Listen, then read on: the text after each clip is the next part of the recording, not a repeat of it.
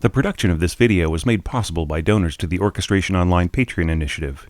Please consider adding your support to the creation of free educational internet resources by visiting our Patreon page linked below.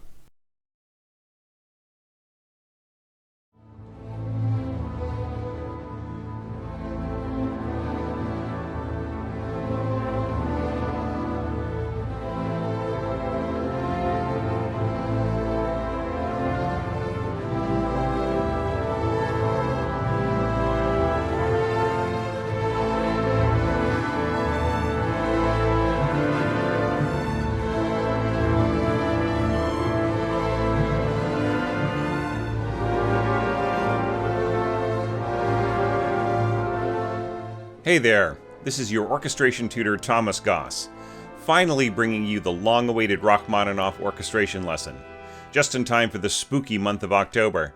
We'll be studying a piece from his early career called The Isle of the Dead. This piece was finished in 1908, at around the same time that Rachmaninoff composed his Second Symphony. I feel this period represents Rachmaninoff at his most compelling as an orchestrator, when he was really experimenting with different approaches to orchestration and finding his own voice. It was also a time of newfound confidence for the composer, as he had set aside his career as a conductor and decided to devote his life to composing.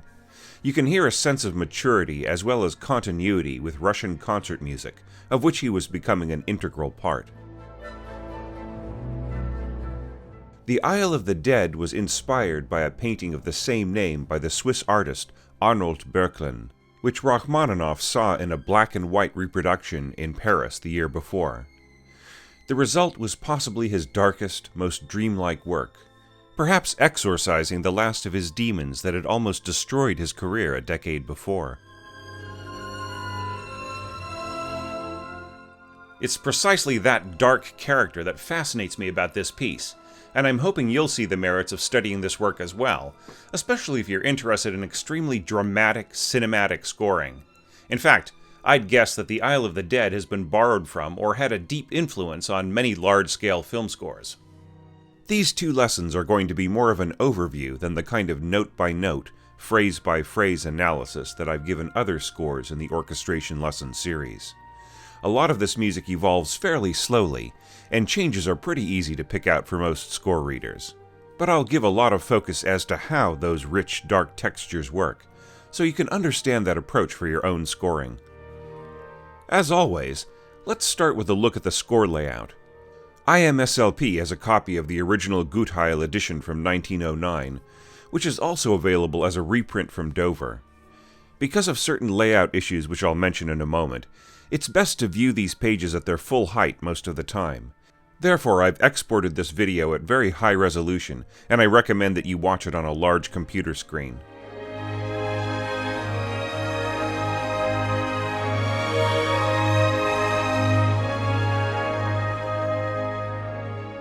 The wind section is scored in standard triple winds, with the third players of each family dedicated to their most commonly used auxiliary, except for the third flutist who doubles on piccolo.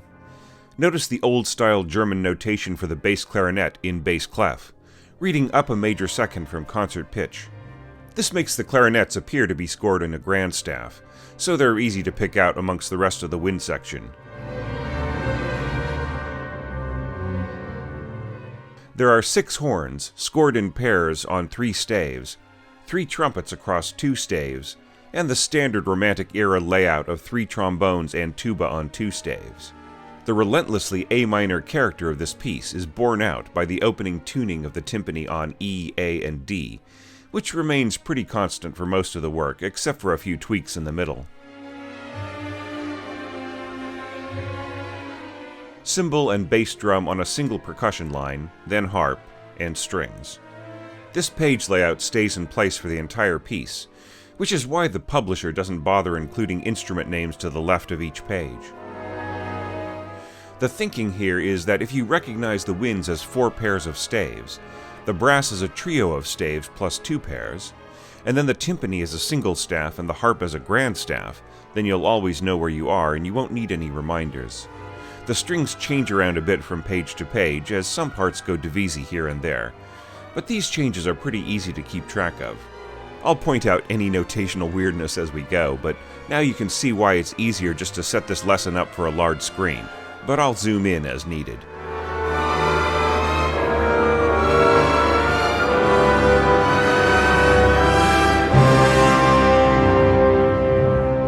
This piece is mostly composed in 5/8 time, presumably to portray the gentle, uneven sloshing of the boat as it crosses the waters of the afterlife.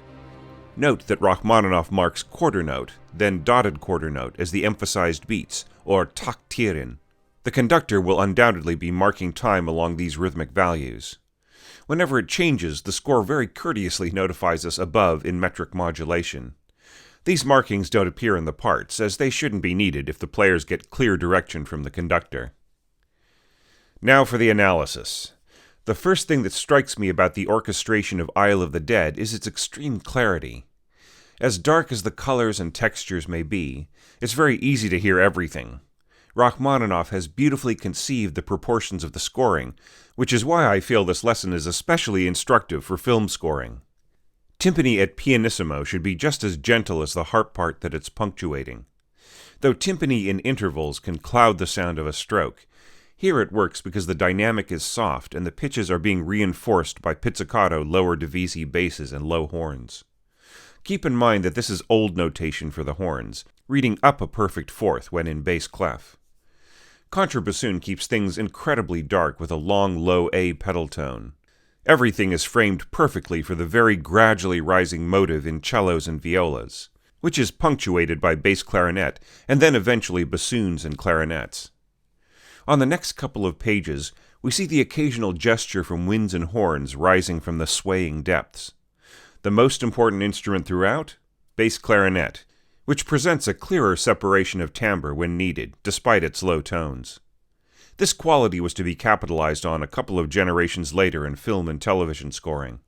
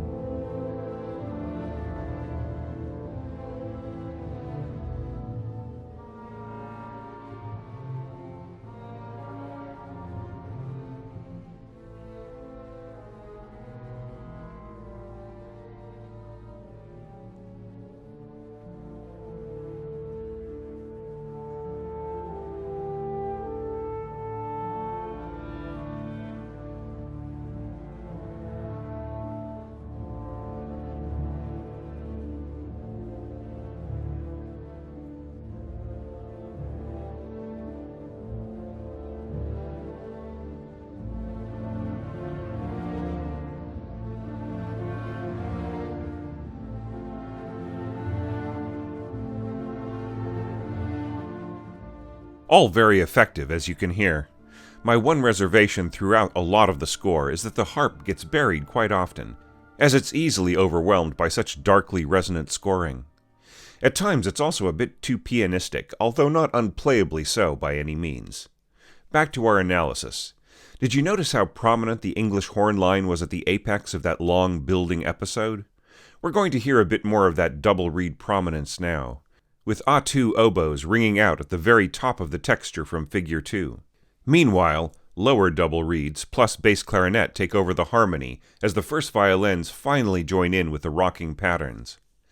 Behind all this is a low A on tuba underpinning a stack of A fourths in concert pitch from the horns and rolls from the timpani. As you turn the page, you can see that this was a bit of a false climax, as clarinets and stopped second horn guide the energy back to a calmer level. As a new episode starts, notice the excellence of the brass scoring, How easily soft A2 trumpets and trombones stand out from the texture, while stopped horns sizzle in the background. From Figure 3, you'll hear upward sweeping chromatic gestures that have been imitated in many a lush Hollywood score.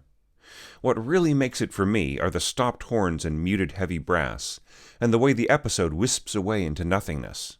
From there, though, Rachmaninoff needs to wend his way back down, which he does in a series of overlapping gestures from flute through to first violins, then first oboe and first clarinet, then horn, and finally English horn. Another highly imitated cinematic touch is here, where the stopped horns sit almost unnoticed in the background and then push forward after a sweep from the strings. The lower wind chord just before Figure 4 is gorgeously solemn and stark.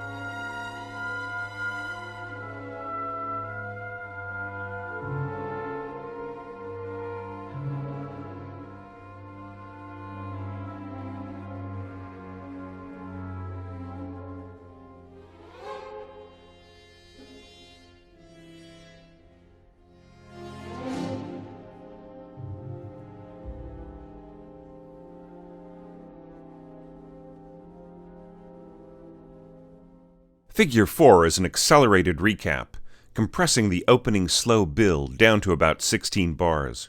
To this, Rachmaninoff adds more progressively full-bodied scoring, especially in the brass, and a new dotted cross rhythm in some string parts, keeping the slow swell more unpredictable and edgy.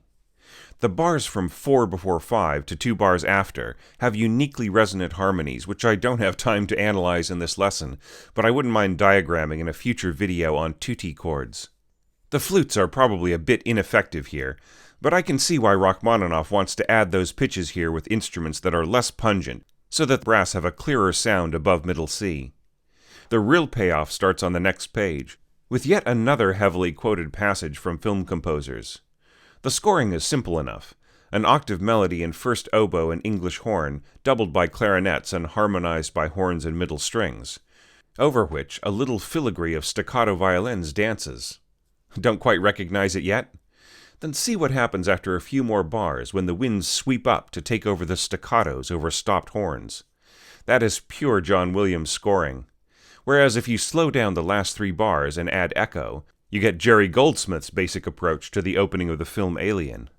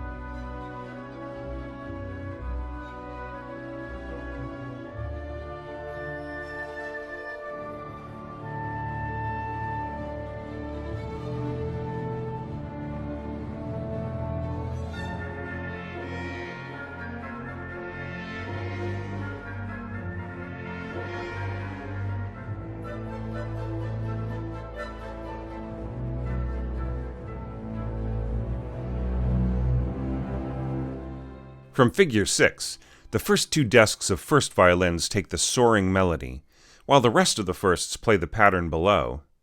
This gives the violins a very intimate sound combined with horns and clarinets. My favorite part on this page starts at the fifth bar, where octave double basses root a chord, with sixth horn doubling the top note, and bassoons playing a minor third an octave above that. A very warm, organ-like sound, perfect for the counterpoint between first violins and English horn. Note the almost trumpet-like quality of the unison of first oboe and first clarinet, sometimes with first flute joining in above. This timbre is a good balance with the first horn's interplay as it rises up to its written F. Throughout all of this, the division 3 of the viola and cello parts guarantees a softer, more intimate spreading of the harmony.